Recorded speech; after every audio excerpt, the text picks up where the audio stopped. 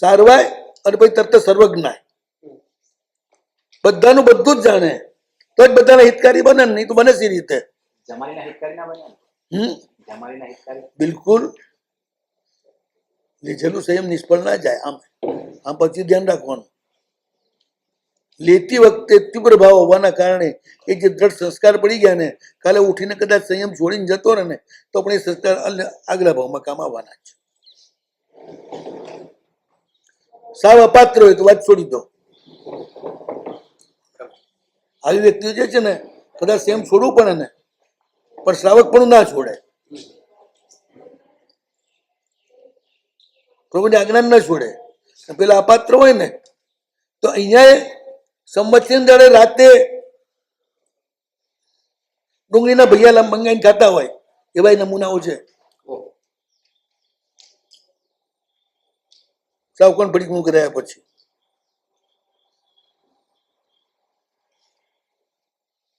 એ લોકોનું તો ગણાય જ નહીં.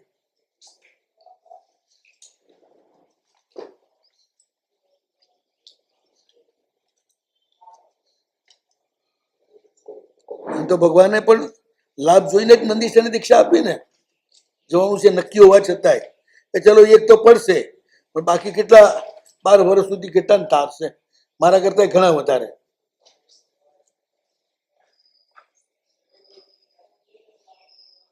કેટલા ભગવાને ટોટલ 50,000, 14 ને 36 50,000. તો તમને એક જ વન વે માં જ 50,000 અને આને પણ 48,000.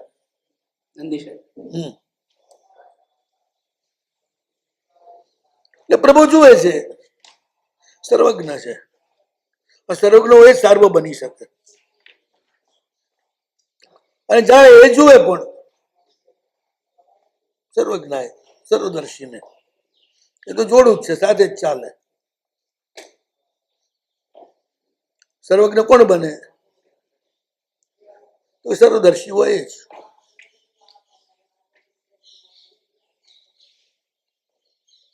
બધાને એક નજરે જોતા હોય એ પણ સર્વદર્શી કહેવાય. બધાને જુએ, એકેને ટાળે નહીં. બધાને જાણે, એકેને ટાળે નહીં.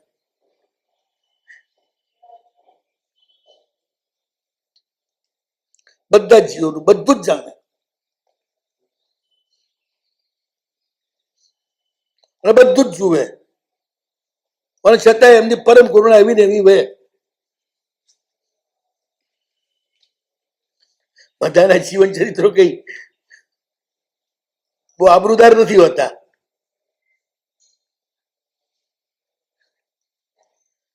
અને પ્રભુ એ બધું જ જુએ છે અને છતાંય સાર્વ છે, બધાના હિતકારી છે.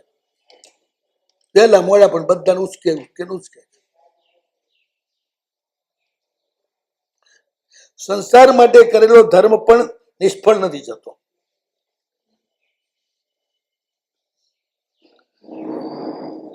ચક્રવર્તી થયા નિયાણાના કારણે, વાસુદેવ થયા નિયાણા કારણે.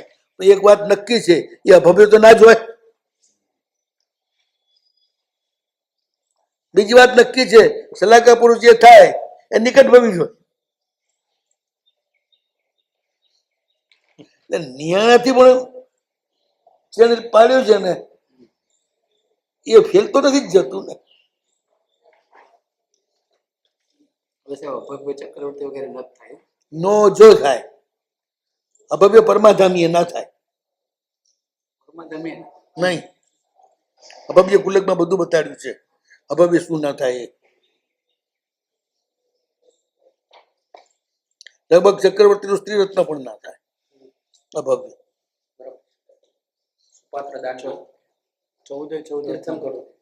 ચક્રવર્તીના 14 રત્નોમાં કોઈ અભવ્ય ના હોય. વિશ્વની સૌથી કામી સ્ત્રી છે ચક્રવર્તીની સ્ત્રી, તો એ અભવ્ય નથી.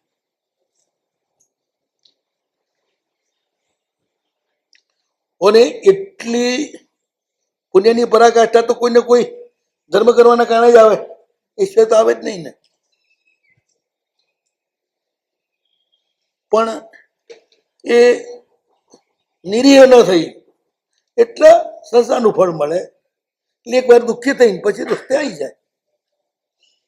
9 ગ્રેવેક સુધી જાય ભોગ આ ના થાય. ના,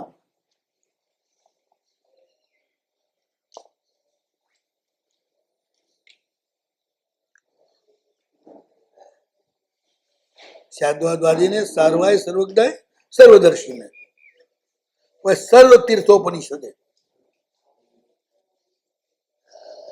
કોઈ તીર્થ એવું નથી જ્યાં પ્રભુ ના હોય, અને કોઈ તીર્થ એવું નથી જે પ્રભુની પાસે ન હોય. આપણે બે બાજુથી અર્થ કરો.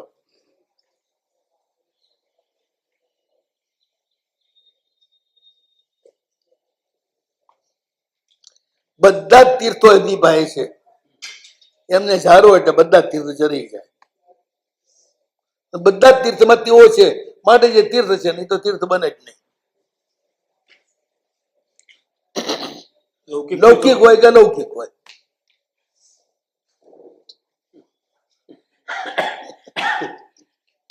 ક્યાંક ને ક્યાંક પ્રભુનું છેડો અડતો જ હોય એના તીર્થત્વમાં.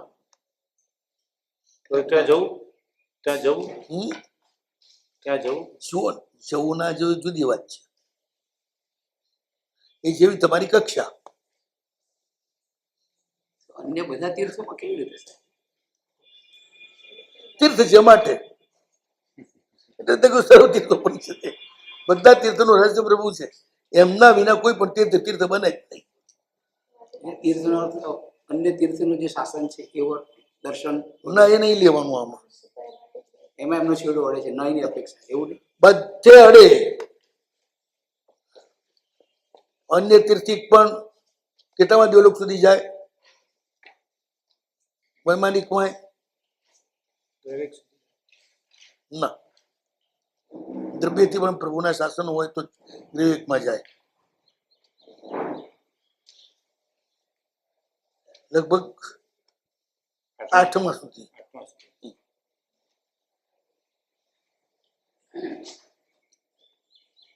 એટલે કંઈક તો પ્રભુનો અંશ હોય તો જ એટલે ઉપર ઉઠે, નહીં તો ના ઉઠે.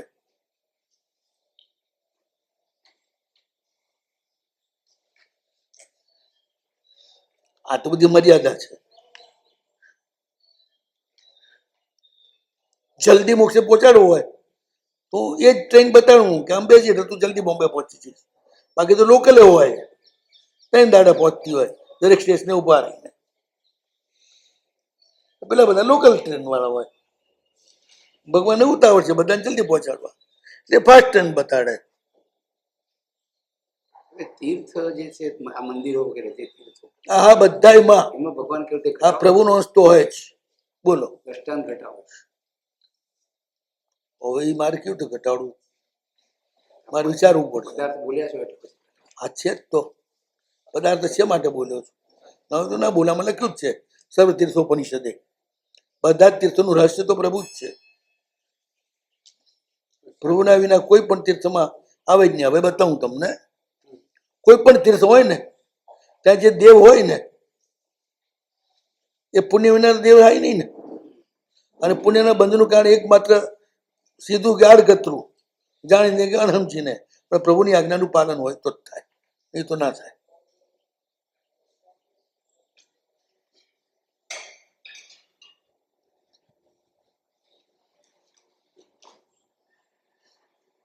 તો જ જાય.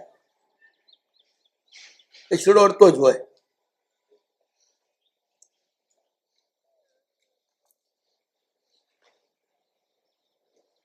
સર્વ જીવો એનું હિત કરવાની પ્રભુ ઉપદેશ આપે, અને પ્રેક્ટિકલમાં એક જીવનું હિત કરનાર પણ ઉપર ઉઠી જાય એ પણ બતાડે.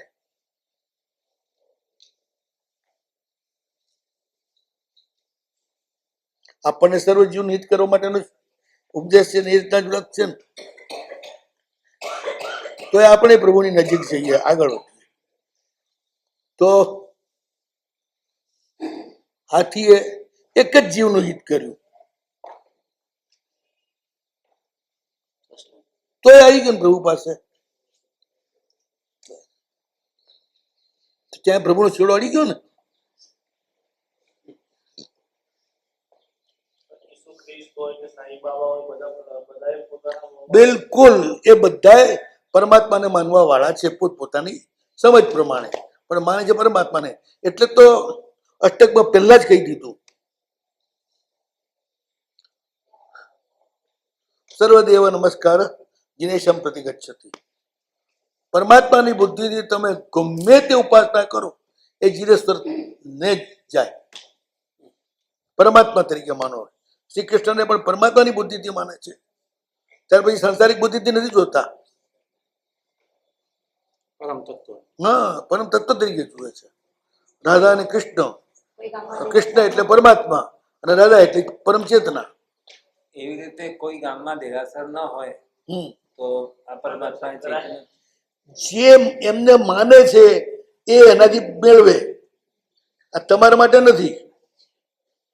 પાછી એમ ના બેસી જતા, જ્યાં ઘર ના હોય તો હોટલમાંથી ઓરી આવવું.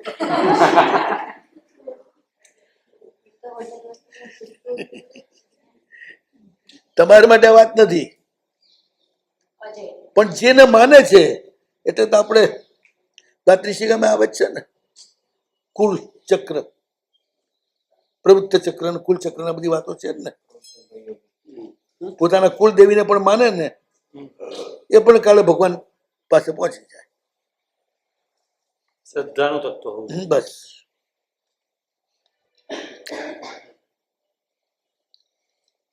સર્વ તીર્થોપનિષદે આ અપેક્ષા કોઈ મિથ્યાત્વ જ નથી થાય. બિલકુલ એ આને જ માને, પેલા ન માને માટે મિથ્યાત્વી. નહીં તો કોઈ મિથ્યાત્વી છે જ નહીં.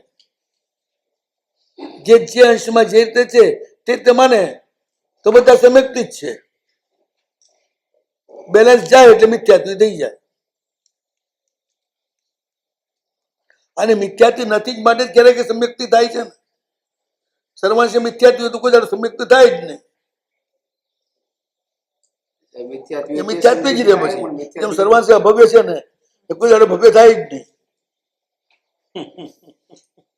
એટલે મિથ્યાત્વી પણ, બોલો મને એક વાત સમજાવો, મિથ્યાત્વના જ પૂતગલો મિશ્ર અને સમ્યક તો મોની સુધી જાય ને, કેમ બીજા કોઈ પૂતગલો જાય? મિથ્યાત્વ સમ્યકમાં પલટાય છે, જે થઈ ગઈ ને. મિથ્યાત્વ મિશ્રમાં પલટાય ને સમ્યકમાં પલટાય. એટલે સમ્યક તો મોની, સમ્યક તો મોની શાનું? ક્ષાયિક સમ્યક તો આવે ત્યારે સમ્યક તો મોની હાજરી જ નથી, ત્રિપુન સમાપ્ત થઈ જાય છે. થોડો પણ સંસાર ગમતો હોય ત્યાંથી સમ્યક તો મૌની છે.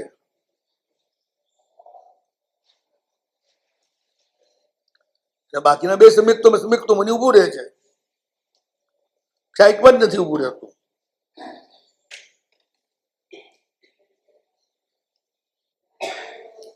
મિથ્યાત્વ પણ ભવિષ્યનું સમ્યક્તિ જ છે. મેલું કપડું પણ ભવિષ્યનું શુદ્ધ કપડું જ છે. એનામાં યોગ્યતા છે શુદ્ધ થવાની.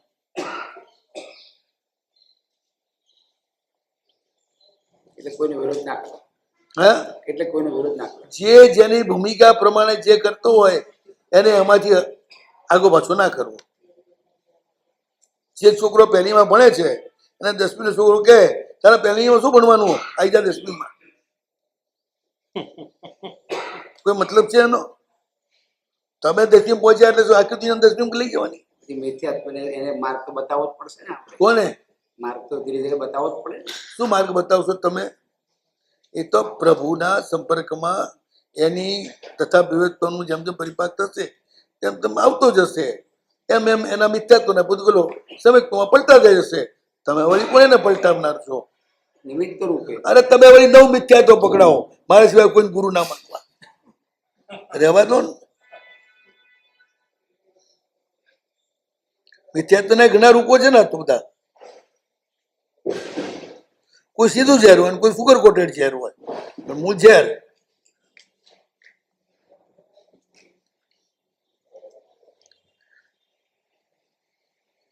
સર્વ તીર્થોપનિષદે બધા જ જે તીર્થો છે એનું રહસ્ય પરમાત્મા જ છે. તીર્થમાં તીર્થત્વ છે એટલે તમે જે છો એમાં ફેરફાર કરવાની તાકાત છે. પરિણામોને શુદ્ધ કરવાની તાકાત છે.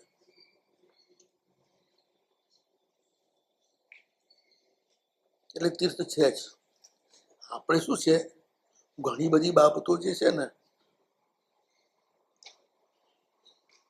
જો ન બાંધીએ ને તો નીચેની ભૂમિકાએ જઈએ, ઉપર ચડીએ જ નહીં.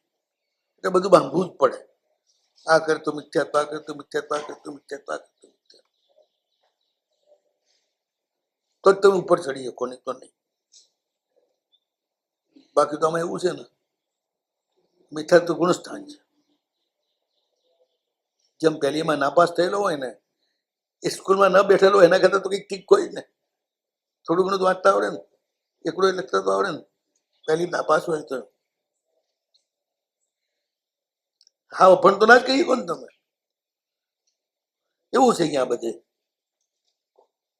પણ સ્કૂલ ચલાવવી હોય, માર્ગ ચલાવવો હોય તો ગુરુઓ જે સમજદાર છે મર્યાદા બાંધે, જેથી ઘેટાઓ આગા પાછા ન થઈ જાય. અને આગા પાછા થાય તો મરી જાય.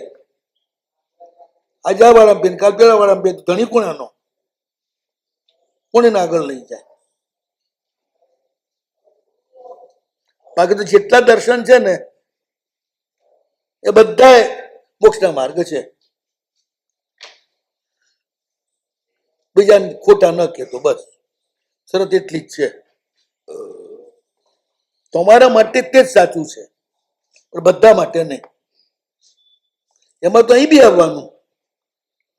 માસકાઉન્ટ કરનારા આગ્રહ રાખે કે બધા માસકાઉન્ટ કરવું જ જોઈએ, એક જ ઉપદેશ ટોકે રાખે, પોતે દર સાલ માસકાઉન્ટ કરતો હોય તો થોડું ચાલે. કોકના ઉપવાસ જ માસકાઉન્ટ બરાબર હોય.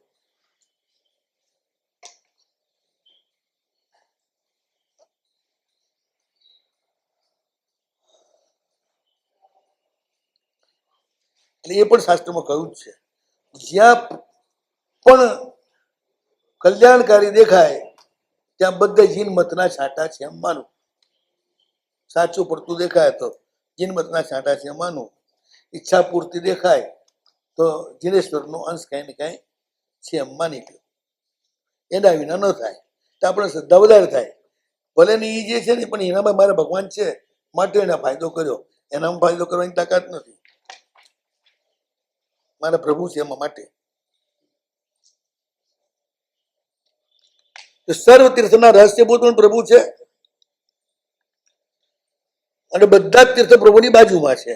ઉપનિષદનો અર્થ રહસ્ય પણ થાય, ઉપનિષદનો અર્થ બાજુમાં હોવું એ પણ થાય. પ્રભુને નમો ને બધા તીર્થોનો નમસ્કાર થઈ જાય.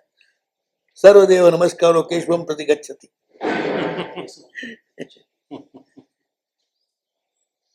નવો અરિયંતાણું સિદ્ધાણું આયાનું નવો લે સવ સાવણ નમસ્કાર સવા પ્રાર્થના મંગલાન સર્વ પરમ ભવૈ મંગલમ.